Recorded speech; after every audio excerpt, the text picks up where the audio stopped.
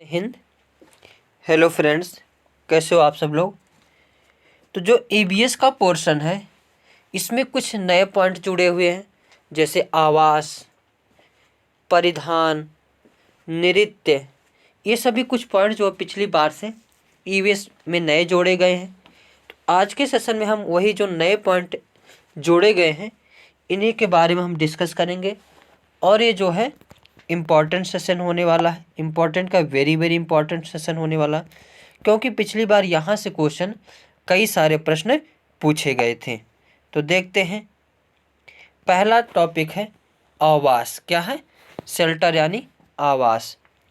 किसी जीव का वह परिवेश जिसमें वह अपना जीवन यापन करता है, वह परिवेश उस जीव का आवास कहलाता है। सभी जीवों का अपना अपना आवास स्थल होता है। जीव जंतुओं का आवास स्थल अलग अलग होता है तथा मनुष्य का आवास अलग अलग होता है। जीव जंतु जंगलों में रहते हैं, जबकि मनुष्य जो है घरों में रहते हैं। जीव जंतु पेड़ों, पौधों, गुफाओं, घोंसलों आदि जगह रहते हैं, जबकि जो है मनुष्य जो है मिट्टी के घर, पक्के घर, इन सभी में रहते हैं। अब देखते हैं विभिन्न प्रकार के मानव आवास। क्या देखते हैं? विभिन्न प्रकार के मानव आवास। मिट्टी के घर। इन घरों की दीवार मोटी होती है ताकि गर्मी अंदर न आ सके। इस प्रकार के घर की छतें झाड़ियों तथा छप्पर की बनी होती हैं। बांस या लकड़ी के घर। इस प्रकार के घर उसी क्षेत्र में बनाए जाते हैं जहां अत्यधिक वर्षा होती है। इस प्रकार के घर जमीन से 10 से 12 फुट ऊंचे बांस के मजबूत खंभों पर बनाए जाते हैं। भारत के असम राज्य में बांस के घर देखने को मिलते हैं। ईंट के घर। इस प्रकार के घर जनसंख्या वहन क्षमता क्षेत्रों में पाए जाते हैं। भारत के मैदानी इलाकों में इस प्रकार के घर पाए जाते हैं। इग्लू। ये उत्तरी अमेरिका के ग्रीनलैंड के आर्कटिक क्षेत्र के टुंड्रा प्रदेश में निवास करने वाली एस्किमो जनजातियों के आवास हैं। एस्किमो लोग हड्डी, खाल तथा बर्फ के सख्त टुकड़ों को जोड़कर इग्लू नामक गुंबदनुमा मकान बनाते हैं। शीतकाल की कड़ाकेदार ठंड इन मकानों की मजबूती बढ़ाती है। इग्लू के अंदर की तरफ दीवारों पर फ्लोर पर सील मछली की खाल लगाई जाती है। इससे ये मकान अंदर से गर्म बने रहते हैं। दीवार व खाल के मध्य रिक्त स्थान को छोड़ा जाता है। इस रिक्त स्थान में ठंडी हवा की उपस्थिति होती है। इससे इग्लू की आंतरिक गर्मी से बर्फ से बनी दीवारें पिघलती नहीं हैं। इग्लू में गर्मी व रोशनी बनाए रखने के लिए सील मछली की चर्बी जलाई जाती है। इग्लू में एक छोटा द्वार होता है। इस द्वार का प्रयोग लेटकर अंदर जाने के लिए और बाहर आने के लिए किया जाता है। टेंट। यह लोगों का एक अस्थायी निवास घर होता है। यह अलग अलग क्षेत्रों में अलग अलग चीज़ों से बनता है। आगे हाउस बोट। यह लकड़ी से बना घर होता है जो पानी के ऊपर तैरता रहता है। इनकी छतों पर सुंदर नक्काशी की गई होती है। इस प्रकार के घर पर्यटकों को काफ़ी आकर्षित करते हैं। ये कश्मीर और केरल में दिखने को मिलते हैं। पिग्मी जनजाति के आवास। पिग्मी शिकार पर निर्भर रहते हैं, अतः अस्थायी रूप से घर बनाकर नहीं रहते। पिग्मी जंगली जीवों से सुरक्षा की दृष्टि से अपनी झोपड़ियां वृक्षों पर बनाते हैं। इनकी झोपड़ियां मधुमक्खी के छत्तों की तरह गोल बनाई जाती हैं। आगे झोंपा। क्या? झोंपा। शुष्क व पश्चिमी राजस्थान में ग्रामीण क्षेत्रों में बने घर को झोंपा कहते हैं। पड़वा। राजस्थान में मरुस्थल में पाए जाने वाले घर को पड़वा कहते हैं। पड़वा की दीवारें प्रायः धूप में सुखाई मिट्टी की चीज ईंटों से बनाते हैं और केलू यानी खपड़ेल से ढलवा छत बनाते हैं। टापरी या टपरी व डागला। राजस्थान के आदिवासियों का सामान्य घर क्या है? टापरी या टपरी व डांगला। भाखर व ढांचा। राजस्थान के गिरसिया जनजातियों का घर। मुनसा। उत्तराखंड के भोटिया जनजाति का शीतकालीन आवास। मैत। उत्तराखंड के भोटिया जनजाति का ग्रीष्मकालीन आवास। ट्यूपिक क्या है? तो एस्किमो लोगों के चमड़े के बने तंबू जो उनके ग्रीष्मकाल आवास होते हैं। ये घर कैरेबी तथा ध्रुवी भालू की खाल के बने होते हैं। आगे किस्ताऊ। यह कजाकिस्तान की किर्गिज जनजाति के आवास स्थान होते हैं जो घास से बने होते हैं। किर्गिज इनमें शीत ऋतु में निवास करते हैं। युद्ध क्या है? तो किर्गिज कालमुख व कजाक जनजाति के ग्रीष्मकालीन आवास होते हैं। ये चमड़े के बने तंबू होते हैं। ये ऊनी नमदे से भी बनाए जाते हैं। कू। भील जनजाति के आवास जो आयताकार होते हैं। इनकी दीवारें बांस या पत्थर की बनी होती हैं। फर्श मिट्टी या पत्थर की तथा छत खपरेल या घास फूस की बनी होती हैं।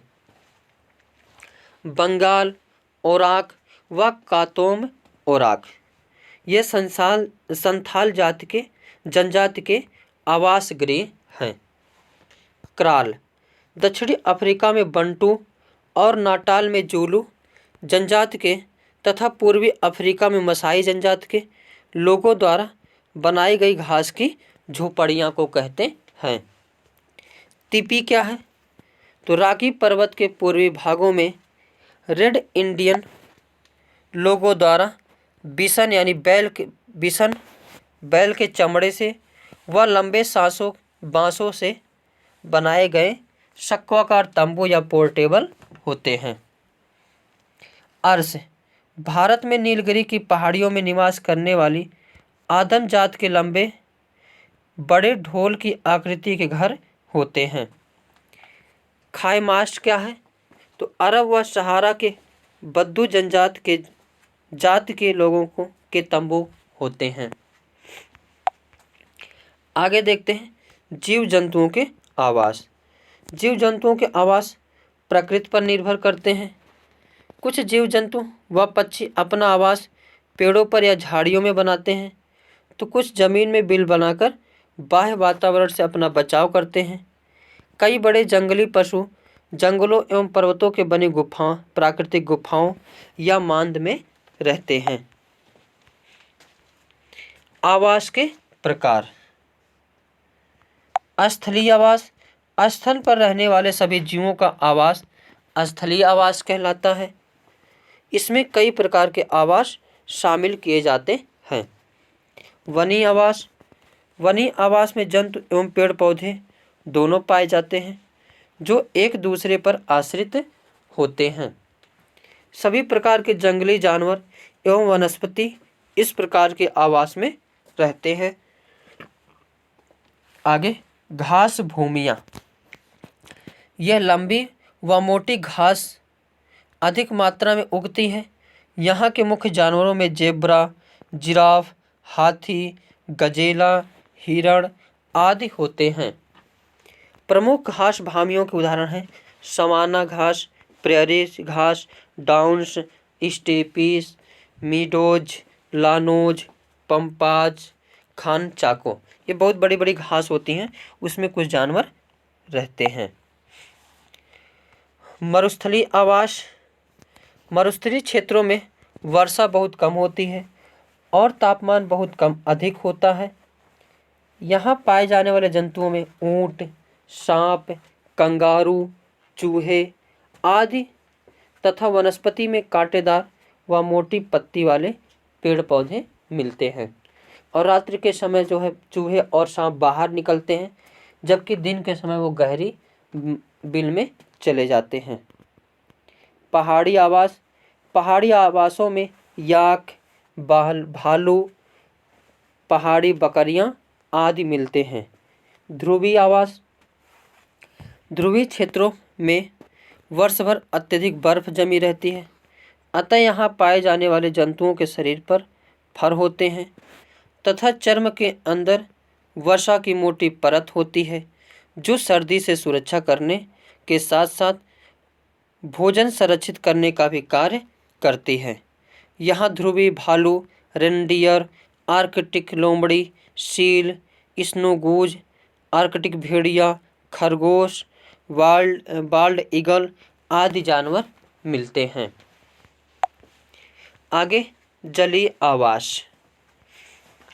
ताज़ा जलीय आवास नदियों, झीलों, तालाबों, झरने आदि, इनमें मछलियाँ, केकड़े, मगरमच्छ, टेडपोल, मेढक, कैटफिश, सर्प, ड्रैगनफ्लाई आदि जंतु पाए जाते हैं।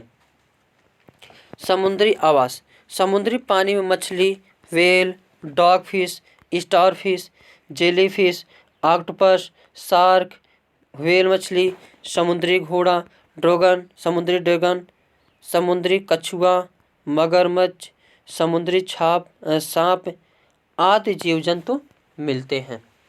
आजकल जो एनसीईआरटी से क्वेश्चन ईवीएस में उठने लगे हैं, यहाँ से उठने लगे हैं, तो इस पॉइंट को भी आपको ध्यान देकर एक बार रिवीजन मार के जाना है।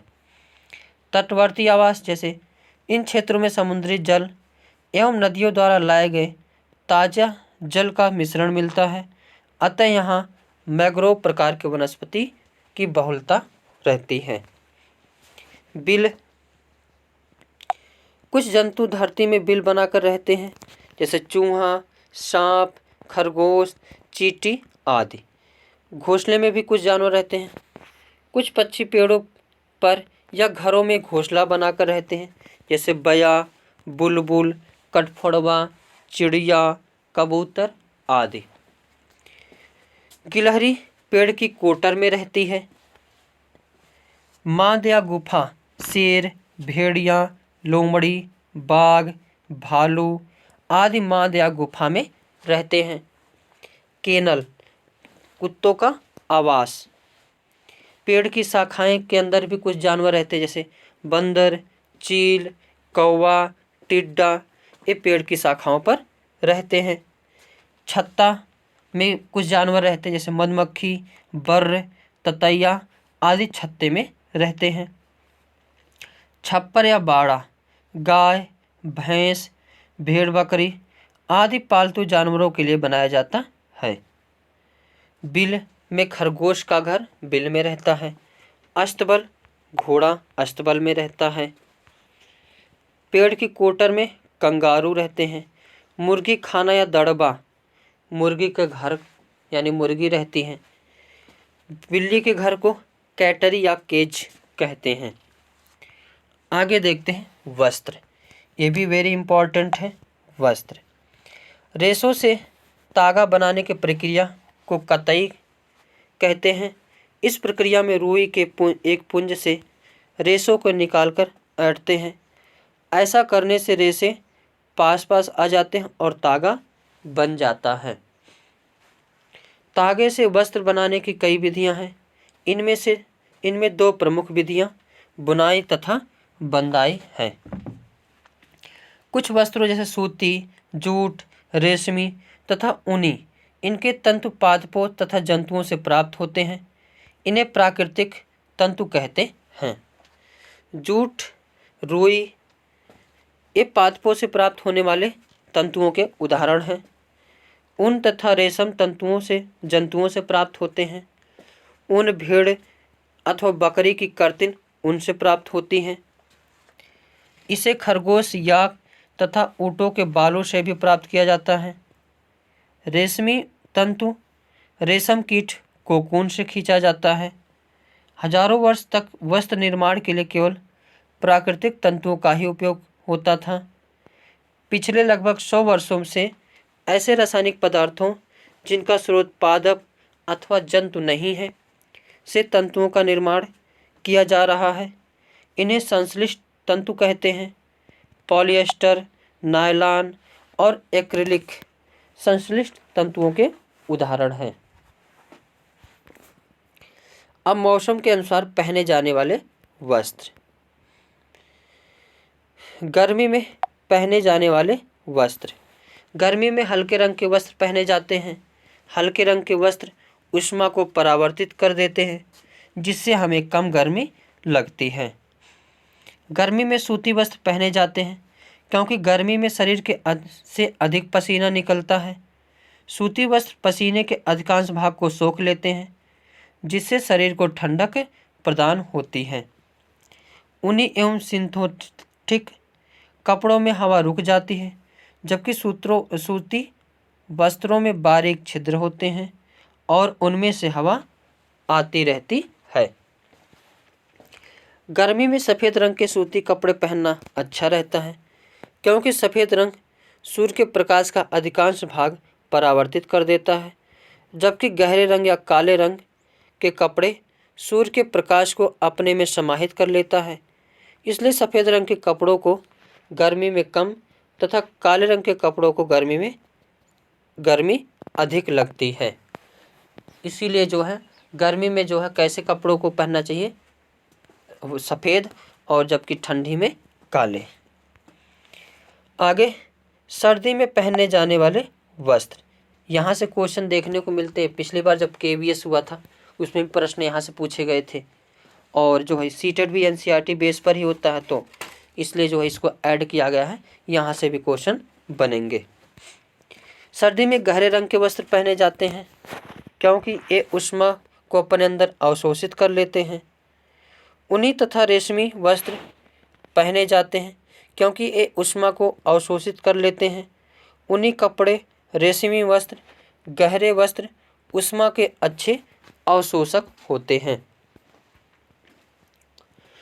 ऊन ऊष्मा की कुचालक है। इसमें रेशों के बीच बहुत सारी हवा फंसी होती है। ऊन के वस्त्र और हमारे शरीर के बीच में वायु की परत होने के कारण भी शरीर से ऊष्मा बाहर नहीं निकल पाती। वर्षा ऋतु में पहने जाने वाले वस्त्र। बारिश के मौसम में सिंथेटिक कपड़े पहनना चाहिए, क्योंकि वो जल्दी सूख जाते हैं। सिंथेटिक कपड़ों में polyester, nylon, acrylic, rayon, Dacron आदि शामिल हैं। नायलॉन कृत्रिम पॉलीमरों का सामूहिक नाम है। यह कृत्रिम रेशमी थर्मोप्लास्टिक सामग्री होती है, जिसे रेशों, परतों और अन्य आकारों में ढाला जा सकता है।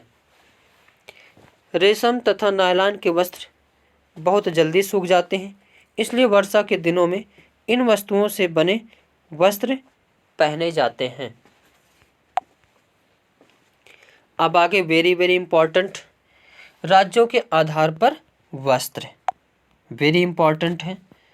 जम्मू कश्मीर, फिरन। यह जम्मू कश्मीर राज्यों के पुरुषों तथा महिलाओं के द्वारा पहने जाने वाला ढीला ढाला चोंगा होता है।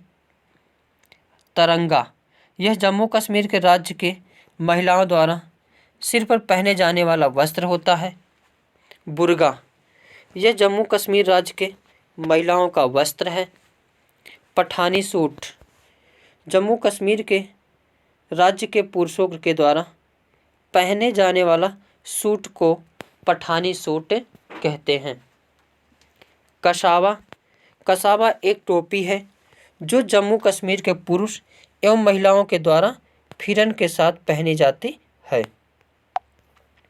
लद्दाख गोचा, गोचा एक वस्त्र है जो भेड़ की खाल से बना होता है, जिसे लद्दाख के पुरुष गले में पहनते हैं। कुंटोक लद्दाख की महिलाओं का वस्त्र है। हिमाचल प्रदेश, लोनचारी, यह हिमाचल प्रदेश की महिलाओं का वस्त्र है। सुथान, यह एक प्रकार की पुरुषों का पायजामा है जो सूती का बना होता है। किरा, हिमाचल प्रदेश के महिलाओं का वस्त्र है। महिलाएं इसे कमर पर बेल्ट की तरह बांधी रहती हैं। रिगियो, यहाँ हिमाचल प्रदेश के पुरुषों का वस्त्र है। रिगियो एक लंबा उनका बना कोट होता है।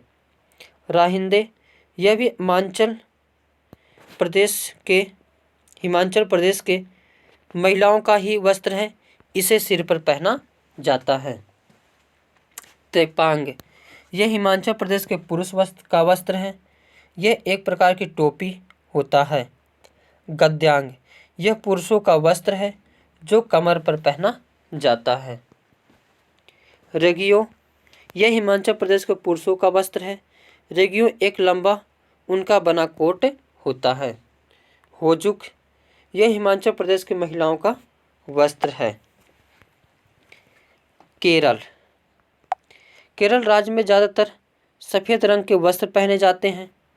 मुंडू या चेरियाथू, यह केरल राज्य के पुरुषों का वस्त्र है। मुंडुम या चेरियाथुम, यह केरल राज्य की महिलाओं का वस्त्र है। मिजोरम पुआन, यह मिजोरम राज्य के पुरुषों का वस्त्र होता है। पुआन चेई, यह मिजोरम राज्य की महिलाओं का वस्त्र है। जापी या लुखुम, मिजोरम राज्य के लोग एक प्रकार की टोपी पहनते हैं जिसे जापी या लुखुम कहा जाता है। नागालैंड किल्ट, नागालैंड के लोगों द्वारा काले रंग का वस्त्र पहना जाता है जिसे किल्ट कहते हैं। लिंग पेशु, नागालैंड के लोगों के द्वारा गहरे नीले रंग का वस्त्र पहना जाता है जिसे लिंग पेशु कहते हैं। असम मितो, यह पुरुषों का वस्त्र है।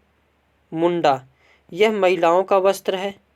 रिन सासो, असम राज्य के पुरुषों द्वारा गले में पहने जाने वाले स्कार को रिन सासो कहते हैं। झारखंड भागवान, यह झारखंड राज्य के पुरुषों का वस्त्र है। पांची या परहान, यह झारखंड राज्य के महिलाओं का वस्त्र है।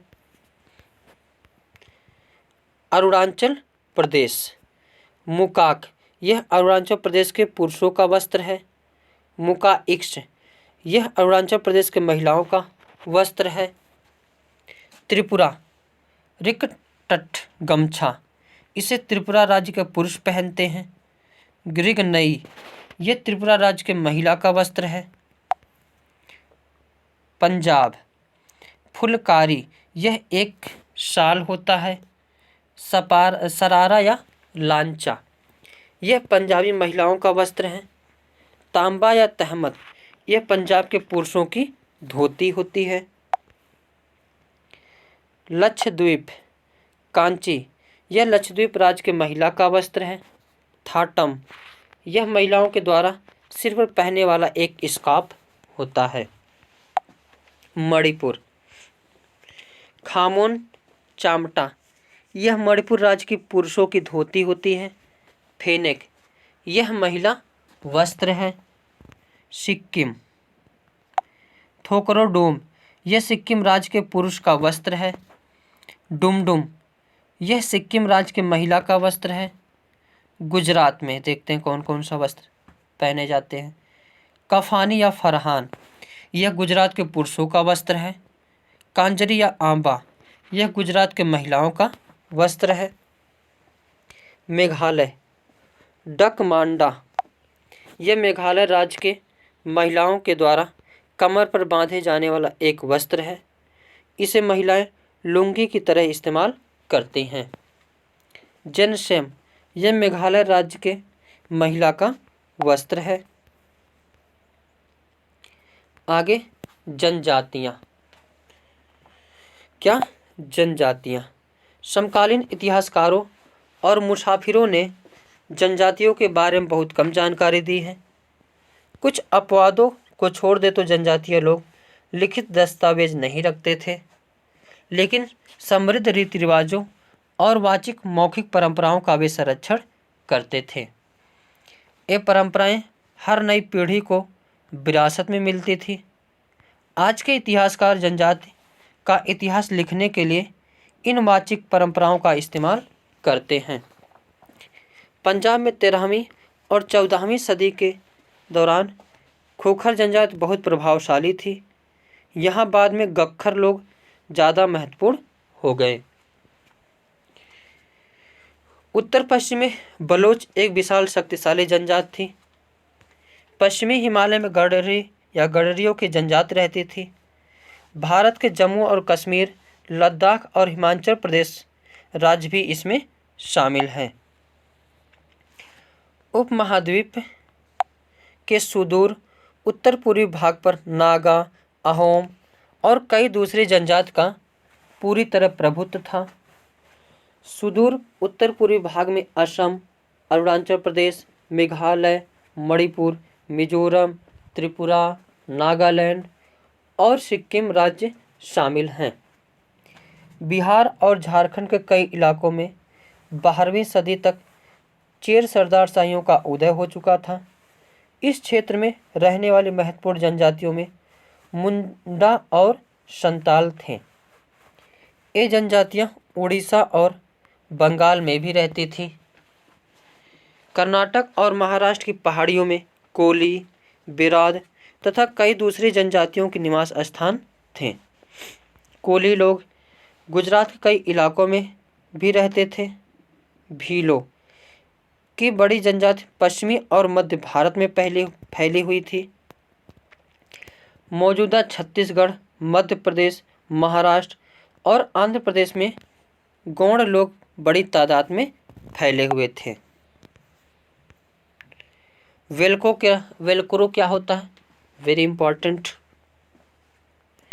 वेलक्रो 1948 की एक घटना है जब एक दिन जॉर्ज मेस्टल ने बीजों को अपने कपड़े पर चिपका देखा तो वे हैरान रह गए।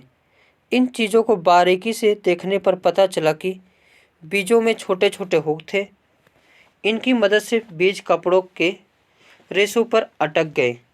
यह देखकर जॉर्ज मेस्टल को आइडिया आया वेलक्रो बनाने का। आगे रेल टिकट में लिखी जानकारी।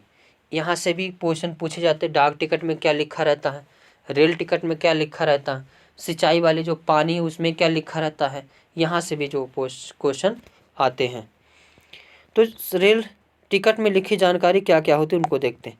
श्रेणी लिखा होता है, ट्रेन नंबर, ट्रेन का सफ़र शुरू की तारीख तथा समय, गंतव्य स्थान पर पहुंचने की तारीख तथा समय, टिकट प्रारंभ होने का, टिकट समाप्त होने का स्थान, बर्थ का नंबर लिखा रहता है, किराया लिखा रहता है, कुल दूरी लिखा रहता है, PNR संख्या लिखी होती है। आगे पानी के बिल में दी गई जानकारी, उसका विभाग जैसे जल विभाग, राज्य सरकार का नाम लिखा होता है, बिल किसके नाम पर है उसका नाम लिखा होता है, कितने महीनों का बिल है लिखा होता है, बिल किस तारीख का है ये भी लिखा होता है, कितने पैसे भरने पड़ेंगे ये सारी जानकारी पानी के बिल पर लिखी होती है। आगे हीमोग्लोबिन। हीमोग्लोबिन लाल रक्त कोशिकाओं में पाए जाने वाला प्रोटीन का एक प्रकार होता है जिसमें आयरन का एक अणु मौजूद होता है। हीमोग्लोबिन फेफड़ों से शरीर के ऊतकों तक ऑक्सीजन ले जाने और कार्बन डाइऑक्साइड को वापस फेफड़ों तक पहुंचाने में का काम करता है। हीमोग्लोबिन की मात्रा को रक्त के 100 ml के आधार पर मापा जाता है। इसे डेसीलीटर में व्यक्त किया जाता है और एक का मतलब होता है 100 मिलीलीटर। आयु और जेंडर के आधार पर हीमोग्लोबिन की मात्रा।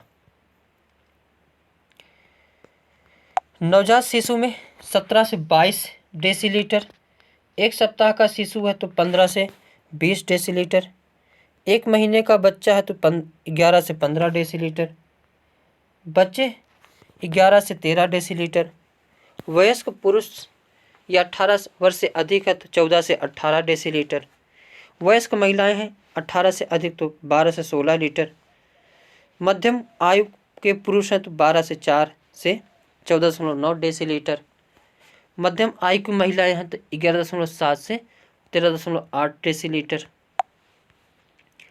अम्ल वर्षा वेरी वेरी इंपॉर्टेंट।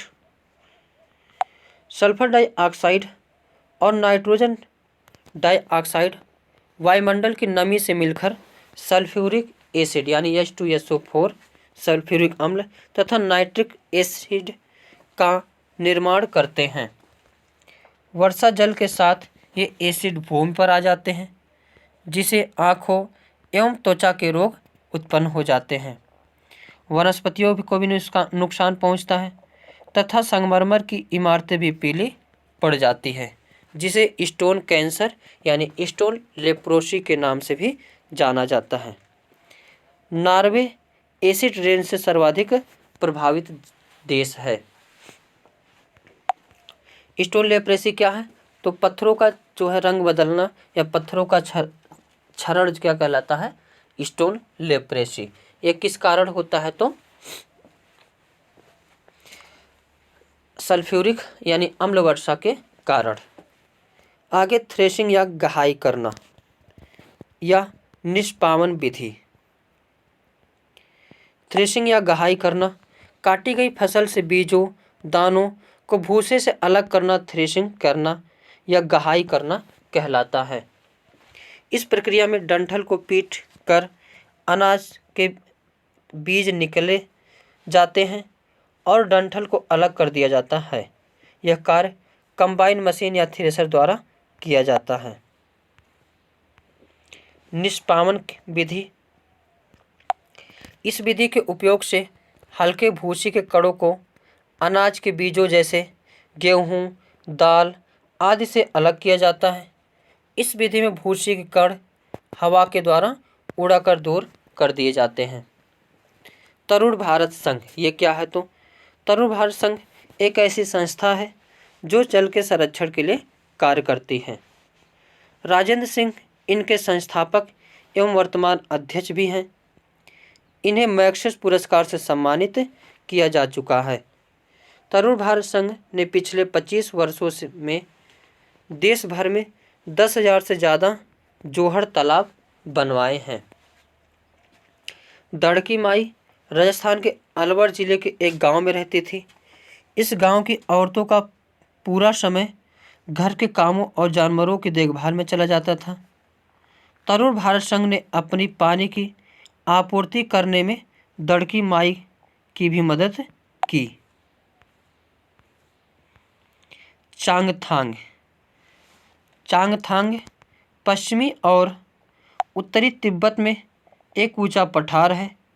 यह 5,000 मीटर ऊंचाई पर स्थित है, जो कुछ हद तक भारत के लद्दाख क्षेत्र के दक्षिण पूर्व में फैला हुआ है। यहाँ चांगथांग नाम की जन प्रजाति है, जिनकी आबादी कुल 5 लोग हैं। यह हमेशा अपनी भेड़ बकरी के साथ घूमते रहते हैं। चांगपा लोग अपने टेंट को रैबो कहते हैं। यहाँ सर्दियों में 70 किलोमीटर प्रति घंटे की रफ्तार से हवा चलती है। चांगपा की भाषा में चांगथांग का मतलब ऐसी जगह से है जहाँ कम लोग रहते हैं। यहाँ एक भी पेट्रोल पंप नहीं है। रेबो अर्थात टेंट के पास एक जगह होती है जिसे ये लोग लेखा बोलते हैं, जहाँ ये अपनी भेड़ बकरी और भेड़ों को रखते हैं। लेखा की दीवारें पत्थरों की बनी होती है। लेखा की दीवारें कैसे बनी होती है? तो पत्थरों की। हर परिवार में अपने जानवर का एक विशेष प्रकार का चिन्ह बनाता था, जिससे किसी का जानवर जो इधर उधर ना हो पाए। औरतों और छोटी बच्चियां जानवरों को गिनकर चराने ले जाती हैं और फिर लौटकर उन्हें दोबारा गिनती हैं। यह लोग अपनी बकरियों को ऊंचाई और ठंडी जगह पर चराने ले जाते हैं, जिससे बकरियों के बाल घने और मुलायम होते हैं। विश्व प्रसिद्ध पश्मीना शाल। पश्मीना शाल चांगपा लोगों द्वारा पाली गई बकरियों के बालों से बनती हैं।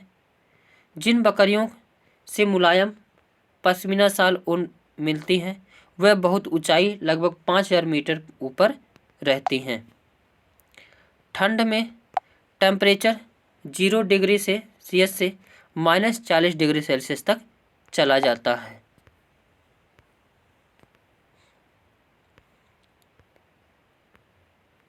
बकरी के शरीर पर गर्म बालों का कोट बन जाता है। इनमें से कुछ बाल बकरियां गर्मियों में गिरा देती हैं, जिनका प्रयोग पश्मीना शाल बनाने के में होता है। इनका एक बाल इतना पतला होता है कि इनके 6 बाल हमारे एक बाल के बराबर होते हैं। यह शाल हाथ से बनाए जाते हैं।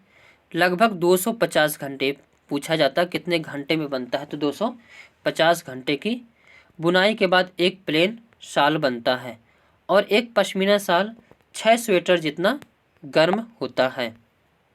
आगे ब्रेल लिपि। लुइस ब्रेल फ्रांस के थे। 3 साल की उम्र में अपने पिता के औजारों से खेलते हुए इनकी आंखों की रोशनी चली गई थी। पढ़ाई में बहुत रुचि थी तो यह पढ़ने और लिखने के विभिन्न तरीके सोचने लगे और फिर एक तरीका निकाला जो बाद में ब्रेल लुइस स्क्रिप्ट के नाम से जाना जाने लगा। एक मोटे कागज पर एक नुकीली चीज से 6 बिंदुओं को उभारा जाता है। फिर उभरे हुए बिंदुओं पर उंगलियों के सहारे इन्हें स्पर्श करते हुए पढ़ा जाता है। यह ब्रेल लिपि कहलाती है। यह स्क्रिप्ट 6 बिंदुओं पर आधारित होती है।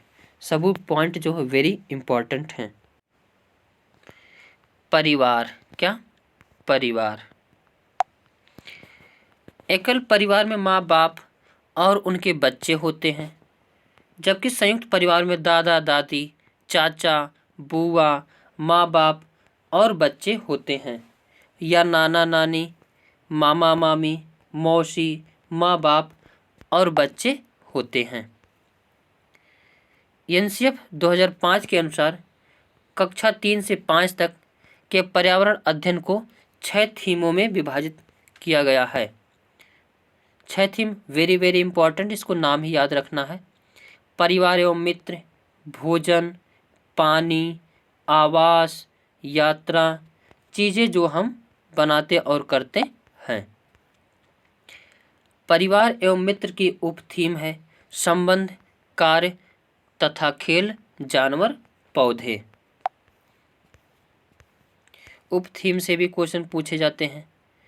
अब देखते हैं वे चीज़ जिनसे पिछली संस्कृति के बारे में पता चलता है। पुस्तक की जगह ही पुरानी इमारतें, दस्तावेज, सिक्के, चित्र भी हमें समय में पीछे जाने और उसे समझने का अवसर देते हैं। दस्तावेज लिखित होते हैं। इन्हें पढ़कर बीते समय के बारे में जान सकते हैं। उस समय के समाज और उनके रहन सहन और भाषा विकास को जान पाते हैं। चित्र। पुराने चित्रों और मूर्तियों को देखकर उस समय की कला के विकास को जान सकते हैं। इमारतों की बनावट, सामग्री, निर्माण के तरीके, उस समय के विकास को समझाया जा सकता है। सिक्के, इससे भी जान सकते हैं। पुराने सिक्कों, उस समय के व्यापार, लेन देन के तरीकों की जानकारी प्राप्त कर सकते हैं। आगे देखते हैं स्तनधारी सरीसृप, कीट एवं पक्षी। स्तनधारी जीव वे होते हैं जो अपने बच्चों को दूध पिलाते हैं। इनके शरीर का ताप बाहरी वातावरण के तापमान परिवर्तन के साथ नहीं बदलता है, जैसे मनुष्य, गाय, भैंस, बकरी, चमगादड़, व्हेल, मछली आदि स्तनधारी जीव हैं। सरीसृप, इस प्रजाति के प्राणी धरती पर सरक कर चलते हैं। ये हवा में सांस लेने वाले रीढ़धारी जंतुओं का समूह है। सांप, छिपकली, कछुआ, घड़ियाल, मगरमच्छ तथा टुएट्रा आदि सरीसृप के उदाहरण हैं। कीट, कीटों के प्रमुख उदाहरण हैं मक्खी, मच्छर, मधुमक्खी, तितली, चींटी। ये सभी किसके अंतर्गत आते हैं? तो कीट के। केचुआ, ये भी एक प्रकार का कीट है। ततैया, झींगुर, दीमक, कमकड़ी, टिड्डा, तिलचट्टा, झींगा, ये सभी किसके अंतर्गत आते हैं? तो कीट के अंदर आते हैं। बिच्छू, ये सभी कीट हैं।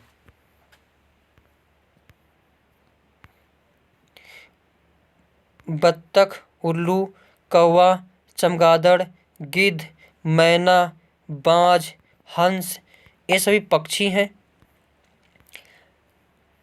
पंछी कैसे होते हैं? तो पंख वाले या उड़ने वाले किसी भी जंतु को पक्षी कहा जाता है, जैसे मोर, गौरैया, कबूतर, बत्तख, उल्लू, कौवा, चमगादड़, गिद्ध, मैना, बाज, हंस, ये सभी क्या हैं?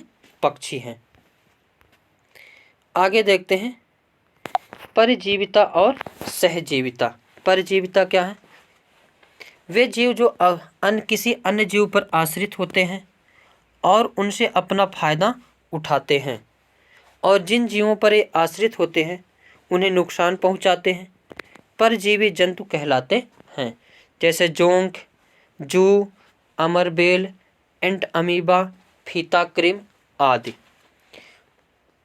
तो जब एक जीव को फायदा होता है तथा अन्य को जीव को नुकसान होता है, ऐसे जीव को परजीविता कहते हैं।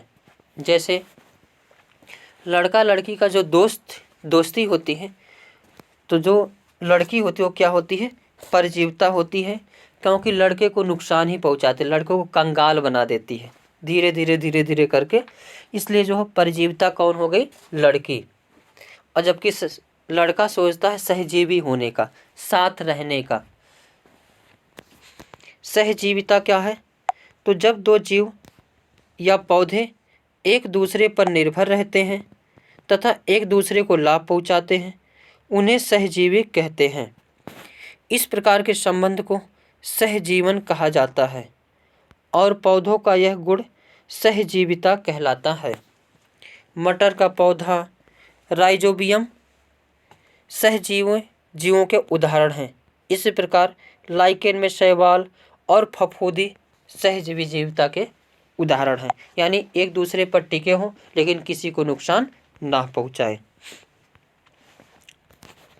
अब आगे देखते हैं जानवर।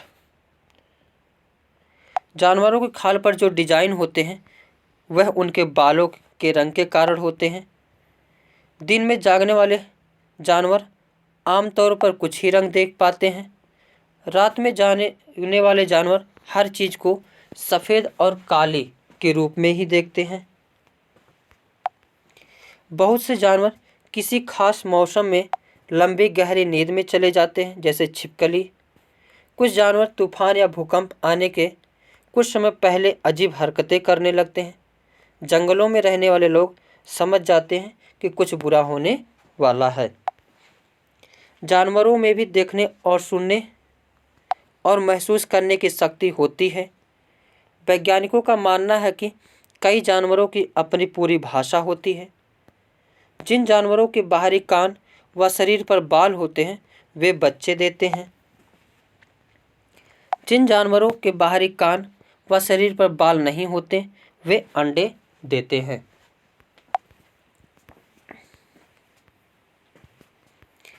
स्तनधारियों की विशेषताओं में इनके शरीर पर बाल का पाया जाना और कान के मध्य में 3 अस्थियों मेलियन, इनकस व स्टोपस का पाया जाना प्रमुख है।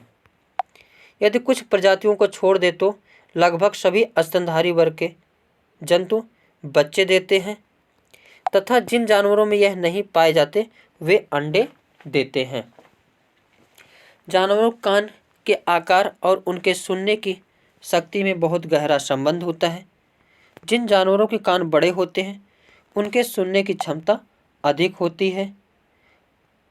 आगे हाथों को कान के पीछे रखकर आवाज़ ज़्यादा साफ सुनाई देती है। आगे रेड डाटा बुक क्या है? रेड डाटा बुक विश्व संरक्षण संघ यानी वर्ल्ड कंजर्वेशन यूनियन, जिसे पूर्व में अंतर्राष्ट्रीय प्राकृतिक एवं प्राकृतिक संपदा संरक्षण संघ यानी IUCN या IUCN के नाम से जाना जाता था। IUCN का पूरा नाम अंतर्राष्ट्रीय प्रकृति संरक्षण संघ यानी international union for conservation nature होता है। IUCN एक सूची जारी करता है जिसे रेड डाटा बुक के नाम से जाना जाता है, जिसमें संकटापन्न जीवों की प्रजातियों के प्रकार तथा उन प्रजातियों का वर्णन किया जाता है जो कि विलोपन के खतरे से गुजर रही हैं। रेड डाटा बुक में प्रकाशित जातियों को थ्रेडेंट जाति का नाम दिया गया। IUCN के 3 वर्ग हैं: संकटापन्न, शुभेद्य एवं दुर्लभ प्रजातियां थ्रेडेंट जातियों के अंतर्गत आते हैं।